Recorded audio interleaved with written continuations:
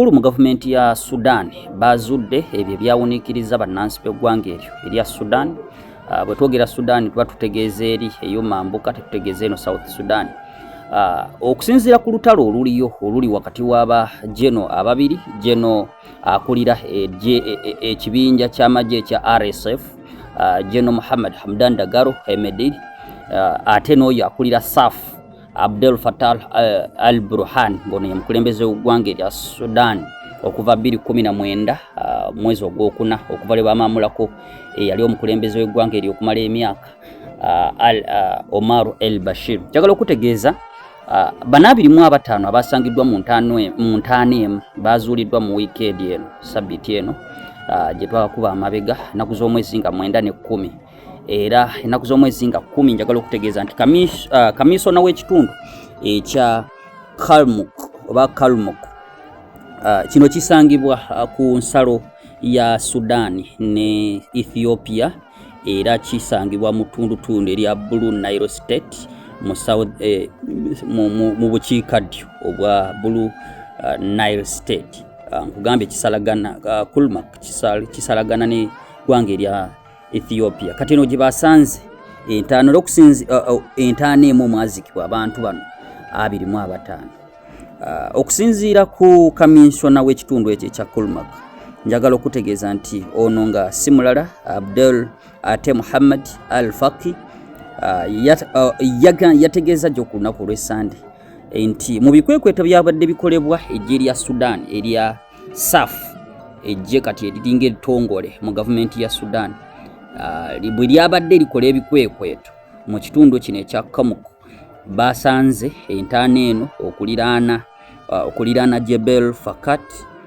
Jebel Fakat kitundu ekiri kasozi mu tundutundu lino erya Kalmuk ku nsalo ya Sudan ne Ethiopia. Era ekitundu kino ekya Jebel Fakat kiri ku lusozi, era olusozi luno lwe lwasinzirwa bano ab'ekibinja kya RSF ekikulirwa Hamdan Dagalo alwana n'ono ali mu buyinza Abdel Fattah el-Burhan. Ekya RSF wekyasinziiranga wano ku kasozi aka Jebel Fakat okuweereza okuba okulwanisa SAF, eggye erya SAF oba eggye ery'eggwanga Sudanese Armed Force. Bwe twogera RSF tuba tutegeeza Rapid Support Forces, era ng'ekyo kyekibinja ekikulirwa Geno Mohamed Hamdan Dagalo gwe nkutegeezezzaako. Kakati era okusinziira ku ono kaminsona w'ekitundu kino ekya Kalmuk, njagala okutegeeza nti okusinziira ku kaminsona ono Muhammad al-Faqi yategeezezza nti nno banenya ekibinja kya RSF okuba nti nno kyekyali kimamidde mu kitundu ekyo, era kyekyakola ettemu lino ku bantu 25 ne babaziika mu ntaano emu kyetuyinza okuyita mass grave. Entaano emu ng'eziikiddwamu abantu ab'enjawulo abatali omuntu omu.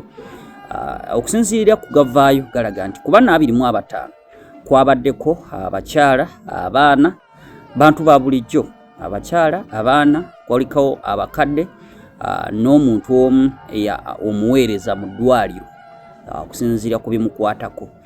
Njagala okutegeeza nti obulumbaganyi buno oba okuzuula abantu bano 25 mu wiikendi ya sabbiiti eno gye lwakakuba amabega, jjukira leero lwakubiri, wabula jjo ku Sande bino we byazuuliddwa ne biwuniikiriza bannansi b'eggwanga erya Sudan. Njagala okutegeeza nti mu kitundu kino ekya Kalmuk eggye ly'eggwanga erya Sudan kati tetuyinza okutwala ng'ettongole oba erya gavumenti entongole emanyiddwa amawanga amalala oba eringa entongole. Njagala okutegeeza nti babadde bakeddiza ekitundu ekyo, kubanga ekitundu ekyo mwezi ogwokuna ennaku z'omwezi nga 8, in fact gwali mwezi gwa 3 mu mwaka guno gwennyini, ekibinja kino ekya RSF kyali kyeddiza ekitundu ekyo ekya Kalmuk, era ettemu eryo we baalikolera. Wabula mu mwezi ogw'omusanvu nga 8 gy'emyezi 4 ejabadde gyakayita nga RSF yemamidde ekitundu ekyo era nga yekikontrolinga oba yekifuga. Gavumenti yadde yakakyeddiza ekitundu ekyo ekya Kalmuk mjo ennaku z'omwezi nga 8 omwezi ogw'omusanvu gwe twakakuba amabega, wabula ate wayise wiiki mbale ne tugenda okulaba nga ate jjo bazuulayo abantu 25 ababadde bazikibwa mu ntaana emu. Okuva olutalo luno we lwatandika olwa wakati w'ebibinja bino oba wakati w'abalwanyi bano aba RSF ne Sudanese Armed Force eggye ly'eggwanga eya Sudan, njagala okutegeeza nti batandika ennaku z'omwezi nga 15 omwezi ogwokuna 2023 era kati emyaka girimu emyaka 3 mirambirira. Wabula abantu abaakalugulamu obulamu kacyanga lutalo luno lutandika bali wakati wa 5,800 n'emitwalo 15.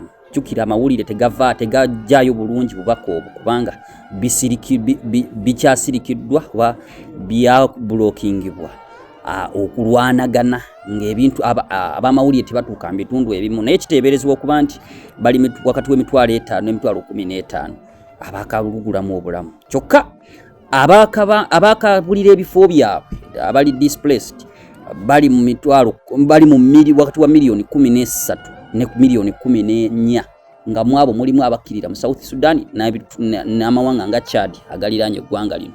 Nga ate bo abakakakasibwa abalina ebisago okuva olutalo luno lwatandika mu mwaka gwa 2023 mu Gwokuna, abalina ebisago bateeberezebwa okuba mu mitwalo 3,300 n'emitwalo 3,700 emitwalo 3,700 abateeberezebwa okuba n'ebiwundu oba ebisago. Wabula olutalo lukyagenda mu maaso, lukyanyinyiitidde nga luno luli mu bukiikaddyo ne mu masekkati ate ne mu ttundutundu erya Dafa eno aba RSF gye basinga okuteeka amakanda era eno be bafugayo ku kyenkana. Wabula ne mu kitundu ekya Kordofan eno nayo olutalo lukyanyinyiitidde. Nkutegeeza mu bukiikaddyo mu masekkati gw'eggwanga erya Sudan kubanga n'ekibuga Khartoum gavumenti eriko eya Al Burhan yakakyeddiza gye buvuddeko